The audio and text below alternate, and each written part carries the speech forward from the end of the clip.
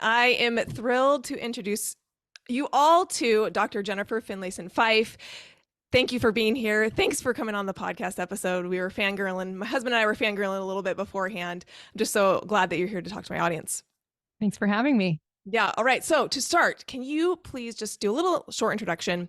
Tell our listeners a little bit about your background and your expertise in the areas of relationships and self-improvement. So I am LDS, a Latter-day Saint. When I was growing up, I learned a lot about the value of marriage and that this was an important goal in life. And I loved the idea of marriage, but I also could track a lot of people as not being that happy in marriage. And so I just was always trying to figure out what made people happy and people not happy. And it just was a social scientist at a young age and didn't really even realize that I was, but I was trying to figure that out. When I got old enough, I decided I wanted to study psychology and ultimately to become a marriage counselor. So that's what I've done. And I've specialized in just the focus of intimacy, that is emotional and sexual intimacy, and how much that's linked to our personal development, our capacity to be known to others and to know ourselves. And, you know, that takes some courage and self-development to create that in yourself. So anyway, it's been something where I teach, I was a counselor for years. I'm now primarily do teaching, coaching, podcasting to help give people more tools to think about how they can improve their lives and their relationships. That's awesome. So when you were young and you were doing this like social scientist experiment, I talked a little bit before we hit record about how a lot of your stuff is, as a sex therapist, is not really about the sex, right? It's about kind of what's underneath the sex. Like you said, it's about that personal development. Did you realize that from a very young age when you were looking at these couples that were maybe not happy and you could kind of track that? Was that something that you realized, hey, there's something deeper here going on that I'm curious and interested about? Or did it start out more of a just I think I figured it out later as I went. Okay. I mean, I think when I was younger, it's like there seems like there's some people that are maybe lucky and some people are unlucky. And that is a part of life too, of course. But I don't think I saw when I first started out, how much it was related to personal development. When I wrote my dissertation, which was looking at women's experience of sexuality and marriage, there were two very different groups. And there were people that really, even growing up in a conservative faith, had transitioned happily into marriage and had a way of thinking about themselves, their sexuality, and their partnership that made it possible for them to thrive. And other people who grew up in the same faith tradition who were struggling a lot more with self-doubt and anxiety. And what I wasn't studying at the time was why there was this difference. But that's really a question that I have come to kind of parse out in continuing to do work with people, that, how we relate to authority, self-authority, how we relate to our embodiment. There's differences in how we do this, and they have real implications for how we live and love. Okay, so now you have me really interested. So what have you started to find that allows two people to grow up in the same faith tradition and a lot of the same culture, and yet have very different outcomes in terms of sounds like self-determination, self-authority. What have you found as the difference between those two? Well, I still don't know if I could say this is why this person has this kind of family and they therefore grow to this level. So it's not so much that I have causal links, but really seeing about what happens. And, I've done a lot of studying of developmental literature and how people move through phases of emotional, sexual, moral development. And it's all the theorists kind of point in the same direction, which is increased ability to handle complexity, increased ability to be accepting of ourselves, in deeper internal authority versus external authority, but that we all start out with that external authority. We all start out referencing our group, and those that tend to be more capable of intimacy and love and happiness in marriage have a deeper internal authority. And I don't mean that they're anti-authority Sure. or that they don't belong to a faith, or that they, are separate from other people. They just have come to trust themselves more. They're more able to be honest with themselves. They're more able to take seriously what they think and feel. And at the same time that they're able to be open to where they're wrong, they're able to be open to critique because they care about what is actually true and valuable more than yielding to authority or defying authority. They care about what is actually good and right. Mhm. And the more people have that, the more they can handle the rigors of life, the rigors of a marriage. Because a marriage is going to push you up against this question of, who am I? And am I wrong about this? Am I right about this? There's something about the ability to really get at what's true and necessary that's really essential to intimacy and therefore to a good marriage. Yeah. You often talk about when we are starting to make positive change, and how marriage becomes this little incubator of pressuring you, right, towards Yes. things that are hard and growth. And you talk about oftentimes it will cause anxiety when we are working the metaphorical muscle that's not strong, and that this anxiety, however, is really productive. Like, we got to lean into the anxiety. So can you share a Yeah. little bit about that concept? My audience is going to love it, because muscles and going to the gym is Yeah. Yeah. Yeah. In something fact, we're I all do that. familiar with. But Right. how do we have that anxiety when we are thinking, oh, where am I wrong in this? when our partner tells us we're wrong, and we're willing to stand up and say, hey, maybe my partner's right. Where are they right in this? And Yeah. working that metaphorical muscle, how do we lean into that anxiety and push through it so that we can have the growth that is on the other side of it?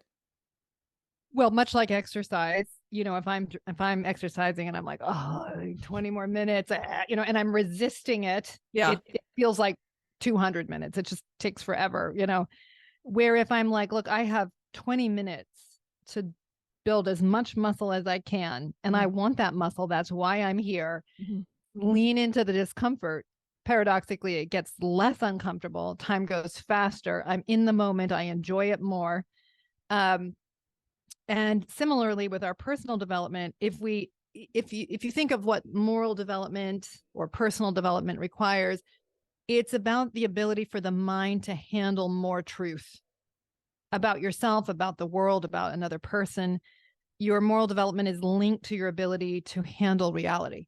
Hmm. And so sometimes when we are bumping up against reality we don't want, our partner's telling us something about ourselves we don't like, or we are learning something about the world or the relationships we're in that are difficult, as the human inclination, just like in exercise, is to avoid the discomfort, to want to get away from it, to go find comfort elsewhere, to go, like, what's the word, like kind of numb ourselves through some kind of indulgent behavior.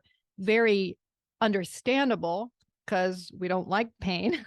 Mm-hmm. But the more we say, like, if I still lean in and embrace what is good for me in this, what do I need from this? What do I need to learn from it? What do I need to accommodate in this? That is true, not just for the sake of it, but that you can feel that it's true. I mean, then you're pushing your mind to grow into a mind that can handle more truth and therefore can navigate the world more wisely. Hmm. So when we have a built-in mirror in a spouse, they're an imperfect mirror and they've sometimes got their own motivations, right? But if you are saying, okay, where is my spouse right about this? What is true? Now, they may be saying 17 things you think are 100% not true, and you might be right, but they're saying one thing that is true. Human inclination is to use the 17 things and focus on those. And how dare you even say number 16, as opposed to going towards the one thing that is true and that matters in the marriage and is negatively impacting the marriage. Like, our fear is, if I go and I name that and I acknowledge it, well, then I can't get him or her to think about the things that they're doing that hurt me. So we just want to stay on where they're wrong rather than accommodating more truth. But you will get stronger. Your marriage will have a better chance. And you, at a minimum, will have more clarity about what's right and wrong, what's up and down, what you need, if you will always embrace what is true. Not embracing what's true to avoid other things that are true, right? Because sometimes we like, what, let's say you're with somebody that's a emotionally abusive, is always telling you everything you're doing wrong. You want to make sure you're not embracing what's true in that to avoid the bigger picture of where they can manipulate you and try to make everything your problem. You want to stay open to that as well, right? So you want to take in what is really true, including, if it's necessary, where you're not being treated fairly, but that's still accommodating truth that you need. That question of what is true and what my partner is saying has been one of the things that has been the most revolutionary for my husband and I. And it is hard because Yes, you're right. We Right. want to go towards all the things that they said that aren't true and push that off. And it takes a lot of self-reflection to sit there and say, yes, my husband just told me some hard things. Where is he right about exactly. the things that he said? That is hard, Very and hard. it is powerful and transformative. Yes, That's been a right. helpful question for us in our marriage. Yep. You talked about this idea of indulgence, and I've heard you speak to this idea of the extremes of repression versus indulgence, and it's something that every time I hear you speak about it, I think about it in terms of food, because it's just played out so easily in food of, do we repress and restrict, or do we indulge? And these are obviously two extremes, and the goal is to find balance between the two. So can you talk about maybe repression versus indulgence, how we sink into both of those so easily, and how that middle ground, how we can more easily find that middle ground? Yeah, well, first of all, I think it is developmental. So if somebody is struggling with either or both of those inclinations in their relationship to food or any reality, right? That it doesn't mean you're broken. It means that you're trying to work out your relationship to yourself and to authority, I think. Now, you may have a big enough challenge with this that you need help, right? So I don't just mean to say that you may not need help in sorting this out. But from my perspective, at least one perspective on that challenge, is often a relationship to compliance and defiance, which is an external authority. So a lot of times, a child is going to obey a rule because they don't want people to be mad at them, because they want to be seen as a good person, but they feel like they're being deprived of something. So they do it because they want to be loved and accepted. But then they feel angry because they feel like, well, I don't get to belong to the things that I want. And maybe I don't want to obey that rule. And maybe I want. So then they can go to the defiant, which is, I want to belong to myself. So I'm going to get, while the getting's good. I'm going to take this. I'm going to do this, maybe in secret, so I can try to keep the validation. And that's a struggle with external referencing rather than what is actually good for me. So I think in the realm of food, and especially in a food culture that we have that highly focuses on the visual and the body as a measure of the soul, like in a way that I think didn't used to be the case. So we're very superficially and visually focused in our culture, coupled with a food culture that is high on tempting people into high sugar, high fat, foods. Like we have a whole food industry that's set up for people to get high amounts of calories. And so in that duality, there's just a lot of that.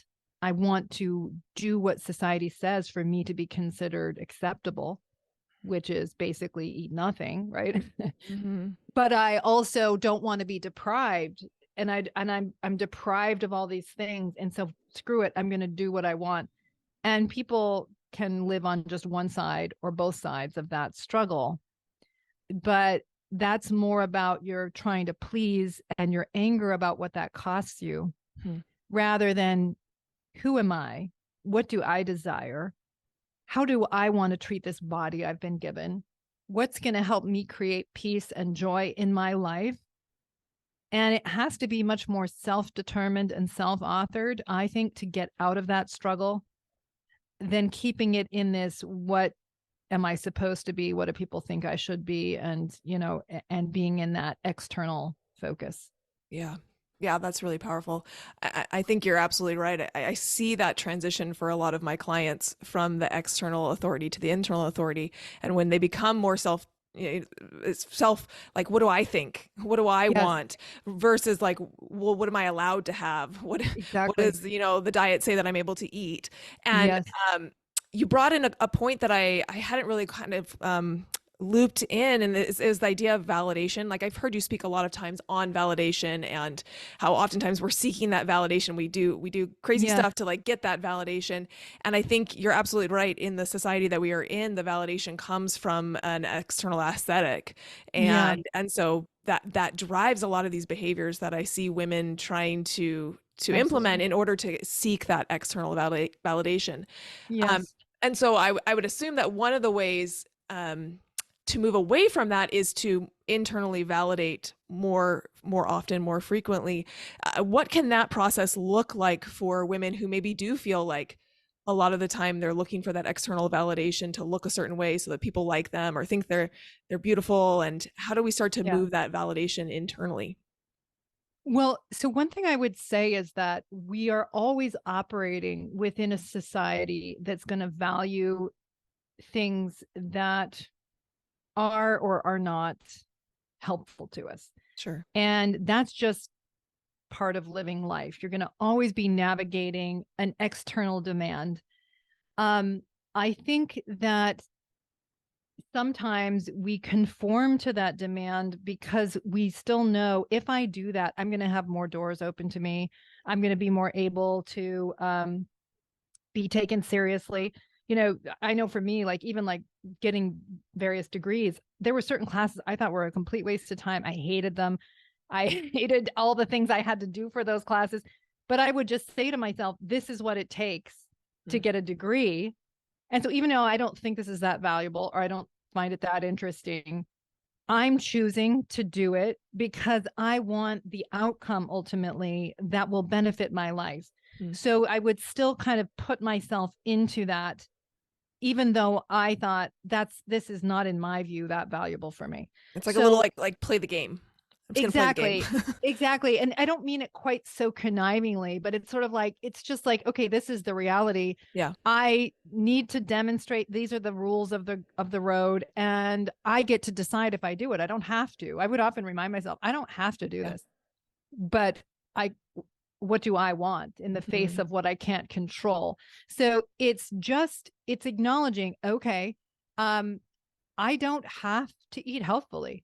I can, I absolutely do not have to. And which consequences am I most willing to tolerate in my life? Mm. Right? The consequences of not having a lot of sugar, the consequences of having a lot of sugar, Mhm. right? The consequences of eating healthfully or the consequences of not eating healthfully. And I mean that there's losses on both sides, right? If you Of course. if you don't eat a lot of sugar, there's upsides, but then there's also downsides. You don't get to taste as many things, you don't eat as much, but it's kind of like which realities, and I think this is a function of life, which downsides am I most able to live with? Hmm. Which choices will accrue to my self-respect, even though there will be losses connected to any one of them? Yeah. Partly defined by the society you're in, but partly defined by your values and what you really can live with. And people are going to come up in different places on this, which is 100% fine. Mhm. The important thing is that I decide who I'm going to be in the face of this. Yeah, it's so powerful. And it's that idea too, of chosen suffering, right? Like, I Yes, mean, that's what exactly. you were doing is like, I don't like this class, but I could choose to not keep going with my degree. That's right. I'm choosing to continue to do it. And that power, like that self-determination, that autonomy, that power of choice allows us to Yeah, do hard things when we are in control of it or we're choosing it. exactly. Because if I had just focused on, I can't believe I have to do this and I don't even like it. I mean, I would have had no energy. I would have been resentful and I would have felt powerless, which is just the worst feeling, Right. as opposed to I may not like the rules of the road, but I get to decide how I'm going to engage with those rules. Yeah. Mhm. Yeah, it's so good. So, one thing that I would love to kind of hear you speak on is this balance between self-acceptance and honoring where we're at, Mm, and self-improvement. And mm, as so many things I feel like you talk about, it's like these seemingly paradoxical things mm, that when we lean into the, like you said, the nuance and the complexity of those seemingly paradoxical things, we find out there's mhm. actually a way to kind of do both simultaneously. So, in Yeah. the realm of health and fitness, this is always a big thing. It's like, how can I love my body and want to change it? How can I, appreciate Mhm, where I'm at, accept where I'm at, and desire to be somewhere different? And how do we differentiate through that? How do we work through that and kind of embrace, the mhm. nuance and the complexity of those two aspects? Yeah. I mean, I don't know if I have my mind fully worked out about this, so I'll just kind of think out loud here. But um, there's, first of all, a difference between dissatisfaction and self-hatred, Mm, right? So there's a difference between I don't like the current reality, mm, and I hate myself or mm. I loathe myself. And I just don't think hatred or self-hatred is a pathway that leads to self-love. Yeah. I just don't think it works. I mean, I think people that maybe out of self-hatred do things to get more validation from others still aren't left with a feeling of self-acceptance. They still feel like I'm living in this narrow reality and narrow demand. And even if I get more validation here, it doesn't feel like something that's accruing to a deeper self-acceptance. Hmm. At the same time, I also think it's true, and these might not be paradoxical at all, but just these are just different ideas in my head, that accepting what is often the first step to change. Like those two often go together. Yeah. So I think sometimes in our fear of the disappointment in ourselves or the dissatisfaction, we try to not deal with what is true about ourselves, what's true about the state of our health, what's true about our habits, what's true about our mindset. And it often takes a lot of compassion for ourselves and courage to just face what is, even if it disappoints us. Mm. Because I think once we finally face what is, we actually have a chance of figuring out, okay, is this the way I want to be in relationship to myself, Mm. to my body, to these realities? And often in our panic of the disappointment, we avoid what's true or facing what's true, and then we keep replicating what's true. I remember I have a friend who would often just say, like, she just didn't eat very healthfully, but she would just say, I really am, like, in my core, a healthy eater. I really value healthy eating. And I think there was truth in that, Hmm. but it didn't square with her behavior because it wasn't the whole truth. Hmm. It's that she did value healthy eating, but she valued something more, the freedom to eat what she wanted, or what the foods that she liked that weren't that healthy. And so that idea, I think, made her more comfortable with her choices in the short term, but was keeping her from more honestly asserting her choices from a place of clarity. Because even if she'd chosen the exact same choices, there would be a little more integrity in it, a little more self acceptance in it, where I think often we're trying to get away from parts of ourselves, Hmm. and it makes it very difficult to truly accept ourselves because we're trying to run from something at the same time that we're trying to accept who we are. So it's that same name question of like, what is true in it? Yeah. What is truth, and Yeah. what is true about where I'm at? And what I hear you saying is that a lot of us do whatever we can to not have to look at that. Yeah. We trick ourselves, we tell Yes. ourselves we do one thing and then we do the other thing. And we try as hard as we can to not actually have to look at what is true, because then the next question that comes is like, am I okay with that? Do I Yeah. want, and that's where the integrity piece I think comes in, is like, is that what I want to be true about myself? Right. And Exactly. we don't often want what is true to be true about us, and we try to hide from it. That's right. That's So how right. do we move And through that and mhm. have the courage to look at what is true, have the courage to say, I actually want to change that part about me, and then move through that discomfort of changing it? Well, I think that, so when I was younger, I remember I had what in the 80s we called low self-esteem. Okay. So I was reading books about how to improve low self-esteem. And I was maybe 17 years old. And I remember, maybe I was a little younger than that, but I remember reading a passage of a book that said that to truly have self-confidence, you had to be self-honest. You had Mm. to be honest with yourself. You had to deal with what is true. And at the time, I could barely get my head around what that even meant. Like, what does that mean to be honest with yourself? But it sort of jumped out at me. Like, I just could feel there's something here that I have to understand. Like, it felt different and it felt true. And I remember just making a commitment to myself at the time. Like, I'm going to be honest with myself, no matter how uncomfortable it is. Um, because I believe that's going to help me find something solid in me. And I'm just really grateful I made that commitment to myself. Not that I've done that perfectly by any stretch, but I still, it would push me when I was in moments of conflict, or I could tell I was hiding from something from myself, or something that I was doing that I could feel was like not honest, not a little indulgent, a little bit self avoiding. And I would just push myself to be like, what is actually true here? That was just super helpful for me to not be running from myself and not be trying to pretend anything, and to get at what was actually true so I could be a self I could respect in those realities. I think that that self-respect piece is is a hard one for a lot of people to get Yeah. to. Um, and I think it goes back to our beginning conversation about that anxiety and being able to tolerate the anxiety of, because I think when we actually start to look at what is true and we don't necessarily like what it seems, it does create a lot of anxiety. And so that is where pushing through that Yes. anxiety, and like you That's said, right. that commitment that you made to that, helps you to push through that anxiety to get to the growth Yeah. on the other side. Right. And I would sometimes say to myself, or still will say, like, my mind can and needs to handle what is true here. Mm. So, as uncomfortable as this is the path to being stronger, to being wiser, to being more able to do what's needed.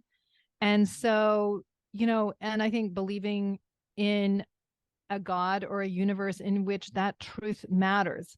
And so it kind of helps you to just hang on when you're like, you know, I'm uncomfortable, I'm anxious.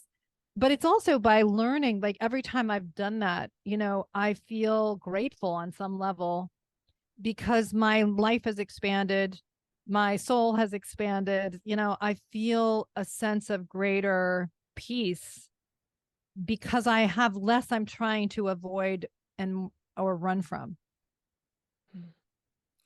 And you also just are able to make decisions that feel truly like yours now, because you're like, you know what? I'm not happy with the fact that I'm doing that. Mm-hmm. Like, my spouse might not like that I'm doing that. I might have their invalidation, but I also don't like that I'm doing that. Mm-hmm. And so I need to not do that because I can't respect it in me. And so then that drives a change that will impact other people, perhaps even bring you more validation, perhaps, but it's coming out of your own honest self that's saying, I want to be better than that. Yeah, it's coming from a place of integrity, rather Right. than somebody else telling you you need to change. Right. You're actively, and I think that's where, like, you said before, our relationships become a mirror, maybe an imperfect mirror, but it does become a mirror, because when my husband tells me something and I can get to the place where I can say what is true and what he's saying, and I can look at that and then I can ask myself the question, is that the type of person I want to be? Is that the actions I want to take? And then I come from that self-determining place, not because he doesn't like it, not because I'm trying to get his validation, but because Exactly. now it prompts me to do that self-reflection and say, what type of person do I want to be in this Exactly situation? right. Exactly. And that's so incredibly powerful. um One thing that I hear you talk about is the importance of vulnerability, and you like to reframe it as openness, which I Mm-hmm. really appreciate that reframe. Mm-hmm. um in relationships. And can you talk a little bit about that openness in relationships and what it can create? And then Mm-hmm. I think we've also brought in this conversation of like openness with ourselves, right? Asking That's ourselves right. these questions, and this connection with ourselves. Can you just kind of speak, Sure. one, first about why you like openness versus vulnerability, and then a little bit more about that?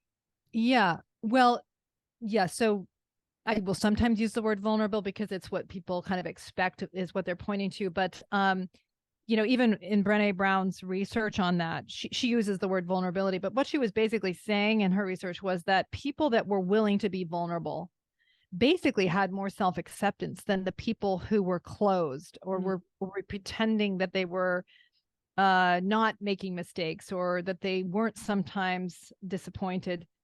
And to me, that means like the people that are actually willing to be honest about who they are in fact less vulnerable technically than the ones that are always trying to mask, paper over, hide from, run from aspects of themselves. That's truly vulnerable in the sense that you're more fragile. Mm. And so I prefer the word open because openness is a function of strength, that I can accept myself enough or I'm honest enough with myself that I don't feel like I have anything to really hide. So when you can accept yourself in an intimate relationship, for example, you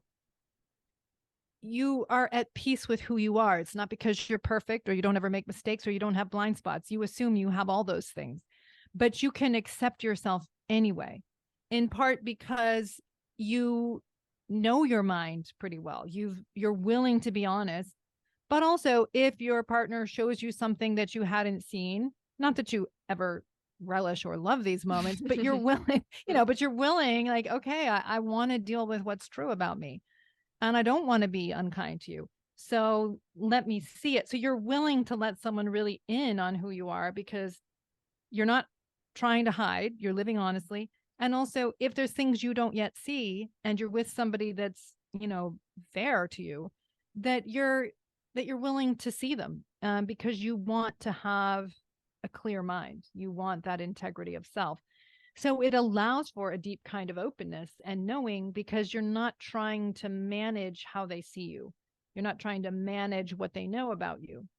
And I think that honesty as a foundational part of a marriage is the only way to be in a marriage, in my opinion, because it's then that you have a deeper sense of freedom and a sense of ease and that you can really be yourself with your partner. Because a lot of people I've found in the work I do, they want their partner's validation. They want their partner to see them a certain way, to desire them in a certain way. And because they're wanting a certain view of themselves and there's not enough honesty in the marriage, it quickly breaks down into resentment and power struggles and a sense that I can't be myself here or I can't be honest here. And so it quickly accrues to a painful place that feels like you're kind of stuck while, in the name of marriage. Mm-hmm. Yeah. Yeah. And I mean, your work has been so powerful for my husband and I. We've gone through, we've taken every single one of your courses, subscribe to the Great. podcast, listening to your free Awesome. podcast, both paid and free. And Yeah. I will just say that this concept that Jennifer talks about of really asking what's true and what they're saying in creating that openness and that that relationship, it has transformed my husband and I's relationship over the last 18 months.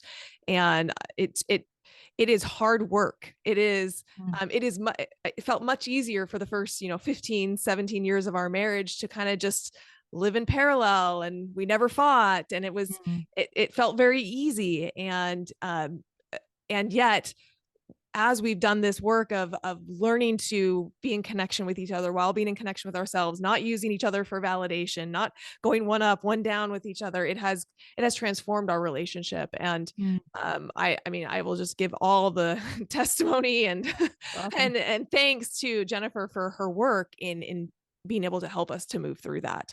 And of course, we'll link everything that you do up in the show notes because I'm just such a big believer in the work that you do, not only with relationships, but I've seen how the same concepts show up in so many areas of my life, right? That's one of the reasons I wanted to Yeah. have you on the podcast, is because I see these same concepts and these same, drivers show up in people's fitness journeys.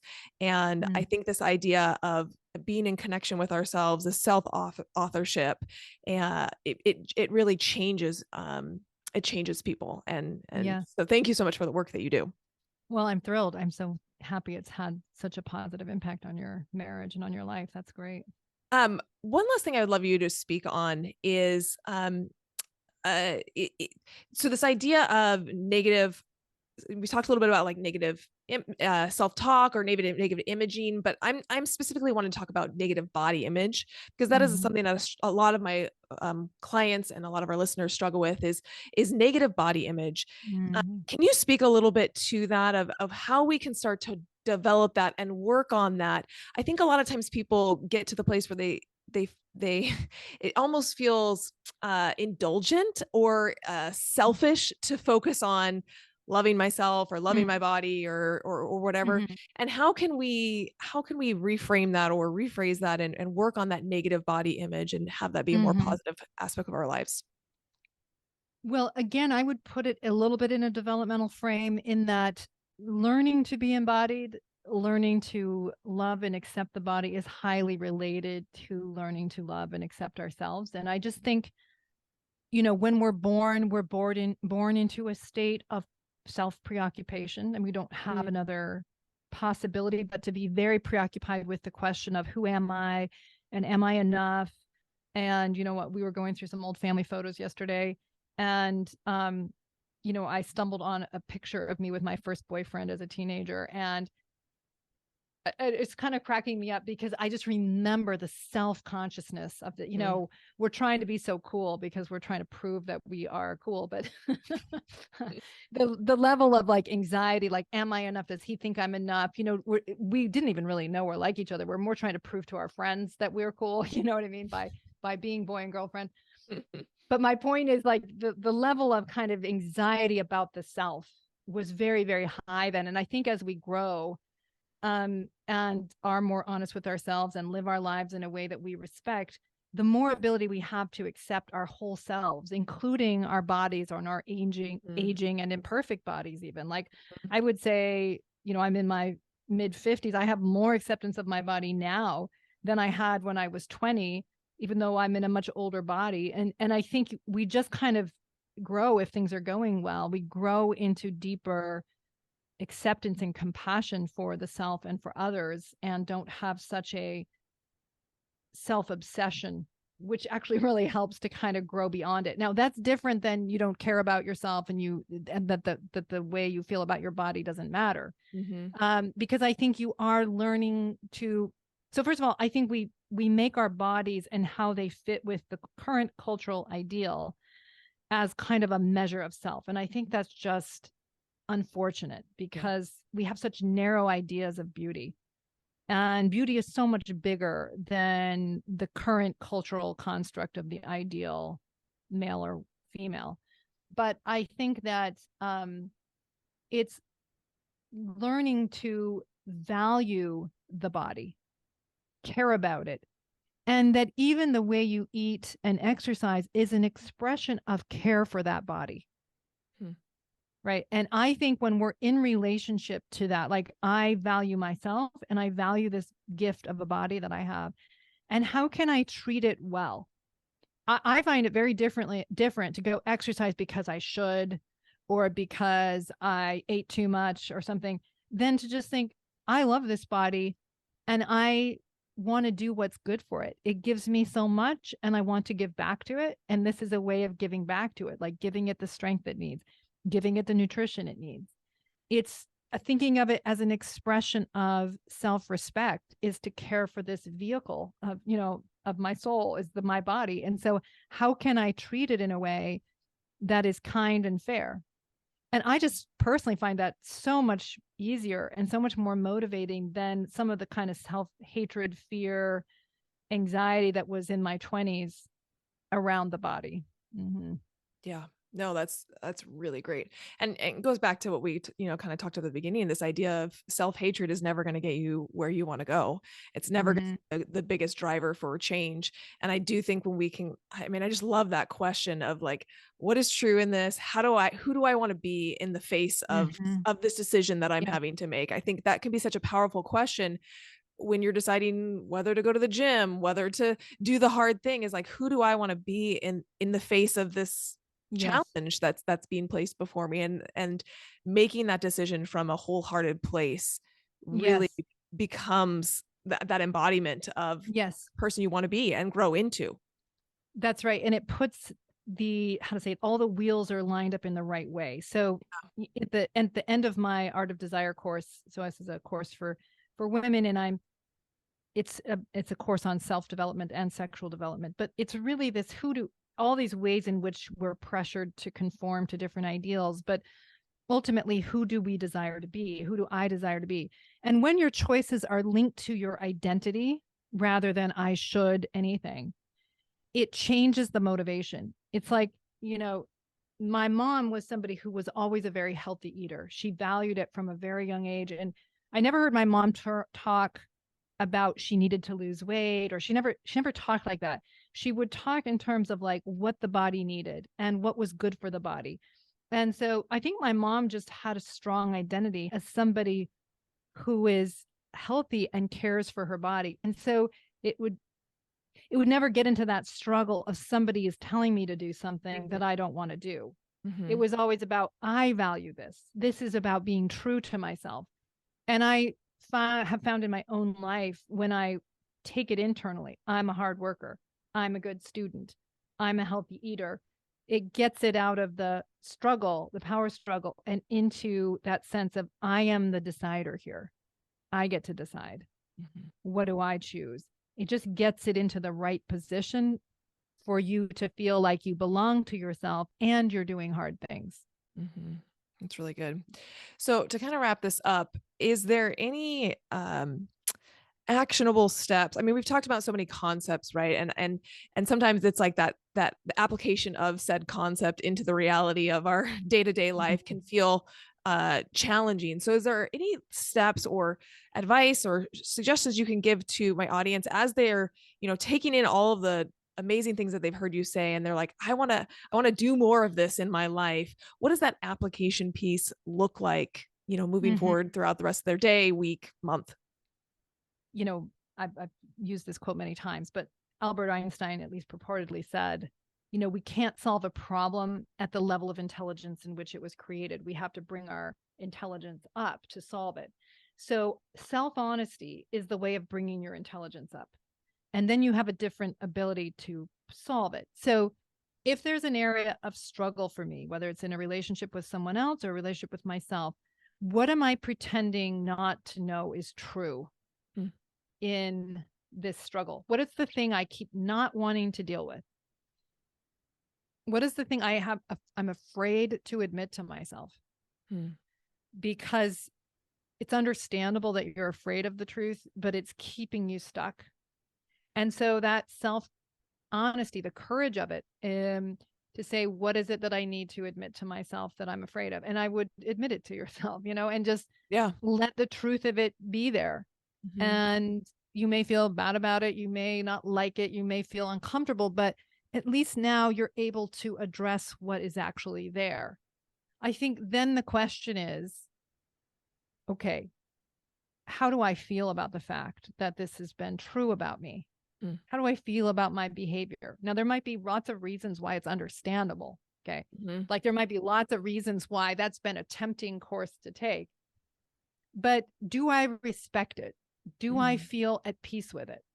If you feel at peace with it, then no problem. Like just say, okay, like I don't need to run from this anymore, and I can accept this choice and I can live with it. If I'm not at peace with it, what would I be more at peace with? Like what would I feel is a more respect-worthy from myself respecting, a more respect-worthy position to take around this? And then I would say you really owe it to yourself to do that, because to stretch for that, to reach for that, because you're talking about something inside of you that doesn't respect the lesser behavior. And to have more genuine self-respect, it is asking you to reach for a higher way. It is therefore a form of self-love to do it, to push yourself to do the harder thing. And it will be uncomfortable at times and so on, but every time you're reaching in that direction, you're building the muscles you need to live in a way that you're more at peace with. And it will make your self-respect grow and your need for approval go down. The other thing I would say about it is the more that you've defined this in And you may say like, okay, I can do it in several realms. At least for me, something I did when I was younger was I wrote out in like present tense form. I am a hard worker. I am someone who is at peace with herself and at peace in her own skin. I take good care of my body. I am kind to other people. And I just wrote all the things that I really valued that I wasn't yet doing, right? But I knew that I valued them, that I respected them, and that I wanted to embody those realities. And I would read it every morning and night, and I would imagine myself being her. And it was like a way of forging a vision of what it was that I valued. And this was like moving into that self-defining, self-authoring reality. And then when I would feel what other people wanted or whatever, I could sort of push against that a little bit by saying, what is it that I value in this? And even if it was the same thing, at least I knew it was my value. I knew that I was living true to something in me, and it was fulfilling an identity, right? Not complying to an external pressure point. So good. So good. I just can't thank you enough for coming on and sharing your wisdom with my audience. I mean, the concepts that Jennifer talks about are challenging and life-changing. And I mean, it is one thing to listen to this podcast episode and to nod your head and say that makes a lot of sense. And it is another thing to courageously implement the things that she's talking about in her life. And on the other side of that is a whole lot of growth and a more fulfilled life. And that's right. I just think it's work worth doing. That's in my right. opinion. It's certainly understandable when we resist it and we just want to think about doing it because it means going into the difficulty. But it's so much better on the other side that you're like, wait, why was I putting that off? Because I feel so much better. I feel so much happier. And so Dr. Schnarch, who I trained with, would often say, you kind of have to choose your suffering. So we always are going to have some anxiety, but it's much better to do the productive form of it and then have the freedom on the other side than resisting it and then drowning in anxiety all the time because we're not confronting our lives. Yeah, it's really good. My husband and I, we kind of talk about how pre JFF is what we call you. Our marriage was at like a 6. It was like a 6 or a 7. And we went through this period of like deconstruction of like doing the work that you teach. And it felt like for a while there, our marriage got to like a 2 or a 3. It's like the pit of despair is like, why are we going backwards in our marriage? And on the other side of it, though, we felt like, oh gosh, we're at like a 9 or a 10 now.